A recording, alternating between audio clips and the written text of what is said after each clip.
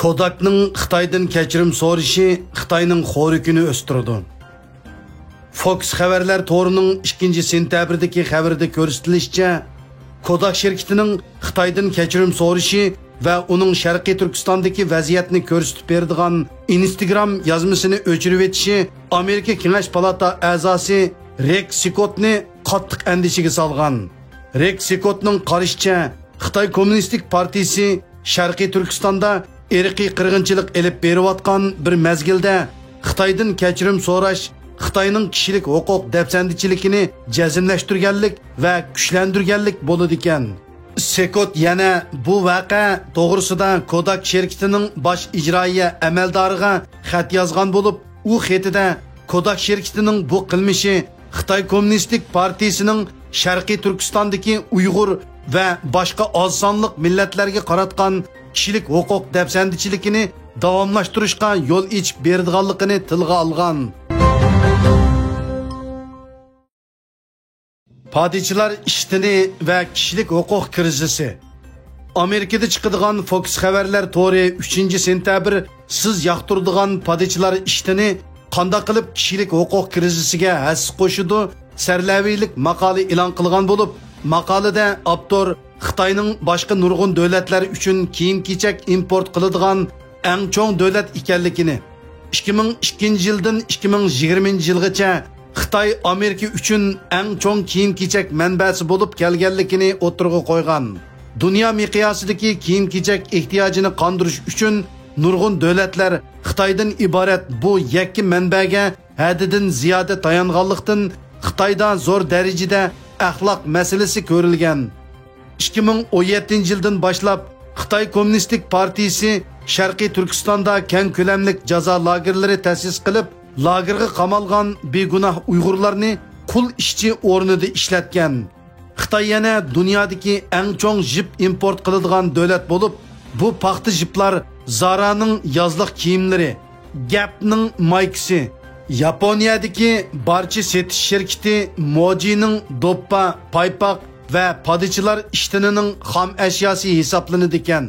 Hozirgacha chet eldagi nurg'un shirkatlarning ta'minlash zanjirining Xitoydagi majburiy emgakka chetishlik ekanligi o'tirg'i chiqqan bo'lib, maqolada kundalik turmushimizda ishlatadigan nurg'un mahsulotlarning Xitoydagi majburiy emgak bilan bevosita yoki vositalik aloqasi bo'lishi mumkin ekanligi alohida ta'kidlangan.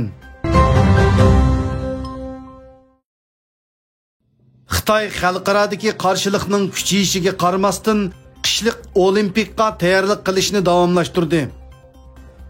Hindistonda chiqadigan Republic World xabarlar to'rining 4 sentabrdagi xabariga ko'ra, Xitoy hukumatı xalqaro chegaralarni ochib, kelar yili 2-oyda Xitoyda o'tkaziladigan 2022 yillik qishliq olimpik tanarkat musobaqasiga qatnashchilarning Xitoyga bexatar yetib kelishiga sharoit hozirlagan. Olimpikni tashkillovchilar Tokyo Olimpik tanarkat musobaqasidan olgan tajribasi bo'yicha tayyorlik xizmatini boshlagan bo'lsa-mu, ammo Xitoyda o'tkazilmoqchi bo'lgan bu qitimliq musobaqa Xitoydagi izlayotgan millatlarning bexatarligini qo'g'dash chaqiriqining kun sari kuchayishiga ergishib, keskin tanqidga duch kelgan. Xalqarodagi ko'plagan faoliyatchilar Xitoy Kommunistik partiyasining Sharqiy Turkistondagi kishilik huquq dafsandichiligiga diqqatini markazlashtirgan bo'lib, 2022 yillik qishliq olimpik tanarkat musobaqasini boykot qilish chaqiriqi nisbiy ravishda kuchaymoqda. Kuzatuvchilarning bayonicha, Uyg'urlar bir yangdan qo'l chiqarib, o'zaro hamdamda bo'lish asosida Beijing olimpik musobaqasining boykot qilinishi uchun bor kuchi bilan kurash qilishi, Uyg'ur tashkilotchilar, aktiv faoliyatchilar, ziyolilar va barcha Uyg'ur xalqi zich hamkorlik o'rnatish orqali Beijingning dunyoni davomli turda oldishini to'sib qilishi kunimizdagi eng muhim ishlardan hisoblanadi ekan. Amerikada Uyg'ur longqisi futbol musobaqasi o'tkazildi.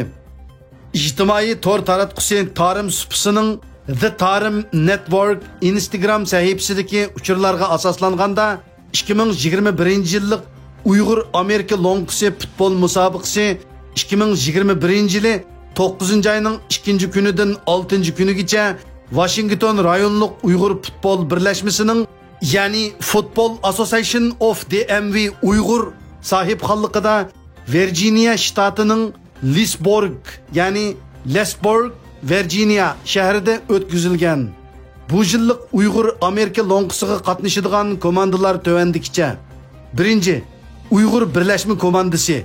2. Uyg'ur birlashma klass komandasi. 3. Maryland Uyg'ur komandasi. 4. San Francisco Uyg'ur komandasi. 5. Boston New York Uyg'ur birlashma komandasi. 6.